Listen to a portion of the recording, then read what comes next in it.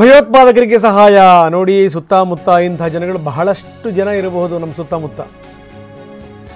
ನಾಸೀರ್ಗೆ ನೆರವು ನೀಡಿದಂಥ ಪ್ರಕರಣ. ಬಂಧಿತ 3 ಜನರನ್ನ ಕೋರ್ಟಿಗೆ ಹಾಜರುಪಡಿಸಿದೆ ಎನ್ಐಎ ವಿಶೇಷ ಕೋರ್ಟ್ನಲ್ಲಿ ವಿಚಾರಣೆ ಮುಂದುವರೆದಿದೆ. 6 ದಿನ ಕಸ್ಟಡಿ ಕೊಡಿ ಅಂತ ಎನ್ಐಎ ಮನವಿ ಮಾಡಿದೆ. ಎನ್ಐಎ ಪರ ಎಸ್ಪಿವಿ ಪ್ರಸನ್ನಕುಮಾರ್ ವಾದ ಮಂಡಿಸ್ತಾ ಇದ್ದಾರೆ. ಸಾಕಷ್ಟು ದಾಖಲೆಗಳಿವೆ, ಸಾಕಷ್ಟು ಸಾಕ್ಷಿಗಳಿವೆ. ನಾಸೀರಿಗೆ ಇವರು ಸಹಾಯ ಮಾಡಿದ್ದಾರೆ. ಅನೀಸ್ ಫಾತಿಮಾ, ಜುನೈರ್ ಅಹಮದ್ ತಾಯಿ, ಚಾನ್ ಪಾಷಾ ನೋಡಿ, ಈ ಮನುಷ್ಯ ಅಸಿಸ್ಟೆಂಟ್ ಸಬ್ ಇನ್ಸ್ಪೆಕ್ಟರ್. ಇಂಥವ್ರನ್ನ ಇಟ್ಕೊಂಡ್ಬಿಟ್ರೆ ಇಲಾಖೆನಲ್ಲಿ ಗತಿ ಏನಾಗಬೇಕು. ಇನ್ನೊಬ್ಬ ಸೈಕಿಯಾಟ್ರಿಸ್ಟ್, ಅವ್ರಿಗೆ ಏನಾದರೂ ಈ ಮಾನಸಿಕ ರೋಗ ಇತ್ತೋ ಏನೋ ಗೊತ್ತಿಲ್ಲ. ಇದು ರಾಷ್ಟ್ರೀಯ ಭದ್ರತೆಗೆ ಸಂಬಂಧಪಟ್ಟಿರುವಂಥ ವಿಚಾರ. 2 ದಿನ ಕಸ್ಟಡಿ ಕೊಡಿ. ನ್ಯಾಯಾಲಯದಿಂದ ಈಗ ಆದೇಶ ಬರುತ್ತೆ. ಎನ್ಐಎ ವಿಶೇಷ ಕೋರ್ಟ್ನಲ್ಲಿ ನಡೀತಾ ಇದೆ ಇದು. ಉಗ್ರನಿಗೆ ಸಾಥ್ ಕೊಟ್ಟಿರುವಂಥವರು ಇಂಥವ್ರನ್ನೂ ಕೂಡ ಉಗ್ರರು ಅಂತಲೇ ಕನ್ಸಿಡರ್ ಮಾಡ್ತಾರೆ. ಡಾಕ್ಟರ್ ನಾಗರಾಜ್ ನೋಡಿ, ಮನೋವೈದ್ಯ, ಅವನಿಗೇನು ಬಂದಿತ್ತು ರೋಗ? ಇದು ಮನೋರೋಗನೇ. ಈ ಒಂದು ಮೇಜರ್ ಪಾತ್ರ ಈ ನಾಗರಾಜ್ದು. ಸಿಮ್ಗಳನ್ನು ತೆಗೆದುಕೊಂಡು ಹೋಗ್ತಿದ್ದಂಥವನು, ಸಿಮ್ಗಳನ್ನು ಕೊಡ್ತಾ ಇದ್ದಂಥವನು, ಸಿಮ್ ಡೀಲರ್ಗಳ ಜೊತೆ ಸಂಬಂಧ ಇಟ್ಕೊಂಡಿರುವಂಥವನು, ಎಲ್ಲದೂ ಕೂಡ ಇದೇ ನಾಗರಾಜ್. ವೈದ್ಯ ಕೆಲಸ ಬಿಟ್ಟು ಮೊಬೈಲ್ ಸಪ್ಲೈ ಮಾಡ್ತಿದ್ದ, ಒಳ್ಳೆ ಕೆಲಸ ಮಾಡ್ತಾಯಿದ್ದ. ಯಾಕಂದರೆ ವೈದ್ಯರಾದರೆ ಬಹಳ ಜನರನ್ನು ಬದುಕಿಸ್ಬೇಕು. ಭಯೋತ್ಪಾದಕ ಮತ್ತು ಭಯೋತ್ಪಾದಕರಿಗೆ ಬೆಂಬಲ ಕೊಟ್ಬಿಟ್ರೆ ಬಹಳ ಜನರನ್ನು ಸಾಯಿಸ್ಬೋದಲ್ಲ. ಎಂಥ ಕರ್ಮ ನೋಡಿ. ಸಹಾಯಕಿ ಪವಿತ್ರ ಅನ್ನುವಂಥವಳು ಆಕೆ ಮುಖಾಂತರ ಸಪ್ಲೈ ಆಗ್ತಾಯಿತ್ತು. ಪರಪ್ಪನ ಅಗ್ರಹಾರ ಜೈಲಿನಲ್ಲಿರುವಂಥವರಿಗೆ ಮೊಬೈಲ್ ಸಪ್ಲೈ.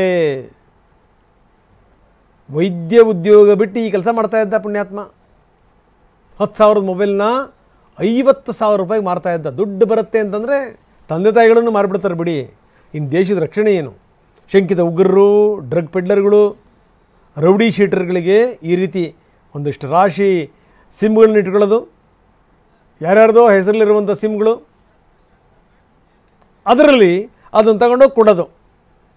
ನೀವು 10,000 ರೂಪಾಯಿ ಬೆಲೆ ಬಾಳ್ತಿದ್ದಂಥ ಮೊಬೈಲಿಗೆ 50,000 ರೂಪಾಯಿ ಅಂತಂತಂದರೆ ಈ ಕೆಲಸ ಮಾಡ್ತಾಯಿದ್ದೆ ಅವನು. ಇವು ನೋಡಿ, ನೋಡೋಕ್ಕೆ ಸ್ಮಾರ್ಟ್ ಇದ್ದಾನೆ, ಏನು ಬಂತು ಪ್ರಯೋಜನ? ದೇಶದ್ರೋಹಿ. ಮೈ ಮೇಲೆ ಮತ್ತು ಖಾಕಿ ಬಟ್ಟೆ ಬೇರೆ ಇವನು ಯೋಗ್ಯತೆಗೆ. ಪೊಲೀಸರಿಂದ ತಪ್ಪಿಸ್ಕೊಳ್ಳಿಕ್ಕೆ ಇವನೇ ಸಹಾಯ ಮಾಡಿದ್ದ ಅಂತ. ಶಂಕಿತ ಉಗ್ರ ತಪ್ಪಿಸ್ಕೊಳ್ಳಿಕ್ಕೆ ನೆರವು ಕೊಟ್ಟಂಥ ವ್ಯಕ್ತಿನೇ ಇವನು. ಯಾಕಂದರೆ ಈ ಸಲ್ಮಾನ್ ಅನ್ನೋನೊಬ್ಬನ್ನು ಹಿಡಿದಿದ್ರು. ಈ ಗ್ರೆನೇಡ್ ಸಪ್ಲೈ ಮಾಡ್ತಿದ್ದವನು ಅನ್ನುವಂಥ ಆರೋಪ ಸಲ್ಮಾನ್ ಮೇಲಿತ್ತು.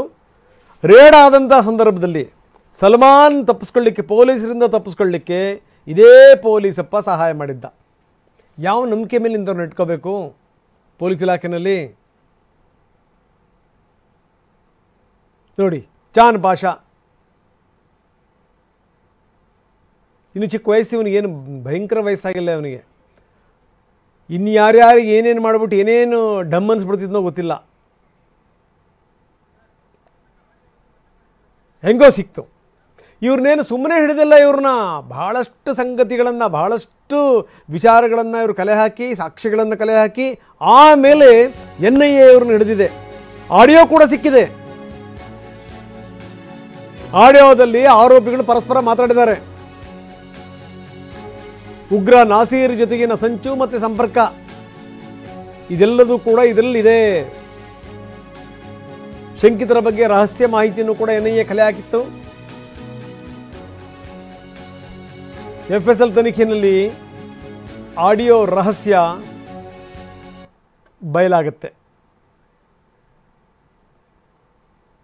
ಏನೇನು ಮಾತಾಡಿದ್ದಾರೆ, ಏನು ಎತ್ತ ಅಂತ ಅದು ಇನ್ನೂ ಕೂಡ ರಿವೀಲ್ ಮಾಡಿಲ್ಲ, ಪ್ರಶ್ನೆ ಬೇರೆ. ಆದರೆ ಆಡಿಯೋ ಸಿಕ್ಕಿರುವಂಥದ್ದು ನಿಜ. FSL ತನಿಖೆ ಅದರ ವರದಿ ಬರಬೇಕು. ಬಂದಾದ್ಮೇಲೆ ಗೊತ್ತಾಗುತ್ತೆ ಏನೇನು ಸಂಗತಿಗಳನ್ನ ಮಾತಾಡಿದ್ರು. ಇವ್ರನ್ನ ಬಿಟ್ಟಿದ್ರೆ ಎಲ್ಲೆಲ್ಲಿ ವಿಧ್ವಂಸಕ ಕೃತ್ಯಗಳನ್ನು ಮಾಡಿಬಿಡ್ತಾ ಇದ್ರು ಏನೋ. ಇನ್ನು ಕೆಲವ್ರನ್ನ ಹುಡುಕ್ತಾ ಇದ್ದಾರೆ, ಇವ್ರಿಗೆ ಸಂಬಂಧಪಟ್ಟಿರುವಂಥವ್ರನ್ನ. ನಾಸೀರ್ ಇವನಿಗೆ ಸಹಾಯ ಮಾಡ್ತಾಯಿದ್ರು 3 ಜನ.